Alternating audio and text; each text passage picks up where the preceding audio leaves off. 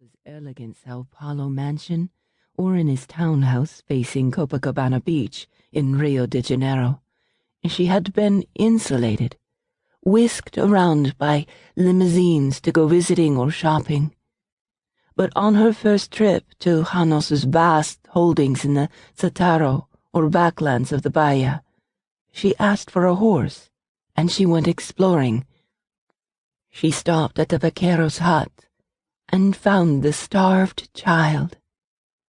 She recalled grimly how she had carried the little girl to Janos, sure that if he understood, he could not go ahead with what he had come to do, which was evict 20 of these families from their small tenant ranches so he could put in foreign-financed irrigation to raise luxury crops for export to Europe.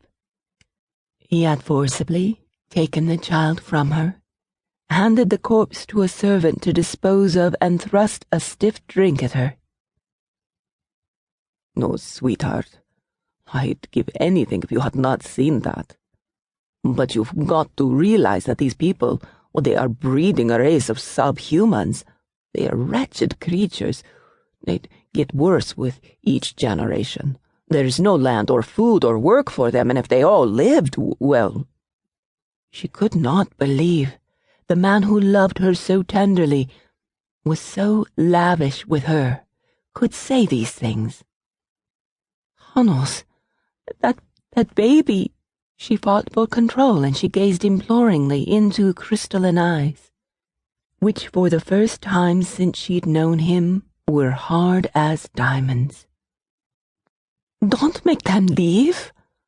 You're rich enough without driving them off their land." "It is my land, and I don't need them." "But you cannot trash people like worn-out tools." He shrugged, and his mouth hardened. "Marilia, I won't have you interfering with my business affairs. You stick to your charity benefits. I will give these tenants train tickets to the Trans-Amazon. They can take up homesteads there. There's nothing for them here." Her husband had changed into a stranger, or she had never known him at all. Marilia put down the unfinished drink. "Janos, my own family was like these people. Leave them in their homes. It is so little to you and it's so much to them." But he would not. They quarreled, and her eyes were opened.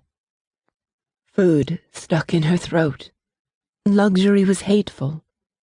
And when the exiled caboclos were piled into open trucks like so many cattle, she gave them all the food and clothing and cash that she could scavenge, and then packed a small bag, leaving her jewelry and everything that Janos had given her.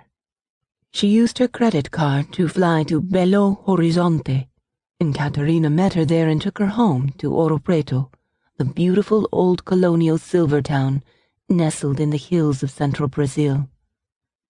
Bitter as she was at her mother, Marilia had to credit Caterina with not trying to persuade her to go back to Janos. Dressing inside the mosquito netting, Marilia grimaced to remember. Caterina had paid for her divorce and fended Janos off when he had tried to see Marilia. Caterina had paid for Marilia's agronomy studies at the University of North Carolina's Special Arid Lands Agriculture Program. Marilia knew she owed her mother everything, but that very debt added to her devastating anger at Caterina, not because of what Janos had flung at her during their divorce, that Marilia's father wasn't dead, but unknown, one of the men who had helped build Brasilia, the new capital deep in the backlands. Juscelino Kubitschek had rushed to finish that astounding feat before the end of his presidency, since no administration completed the projects of the last one. It had drawn workers from the whole country, but especially from the starved Sertão. It had lured women like Marilia's mother, who was long bereft of her kindly foster mother and determined to do more with her beauty than continue yielding it to the fat old rancher who had had her virginity, or let it fade in a vaquero's hut. Men of every color paid high to feel a woman's softness for a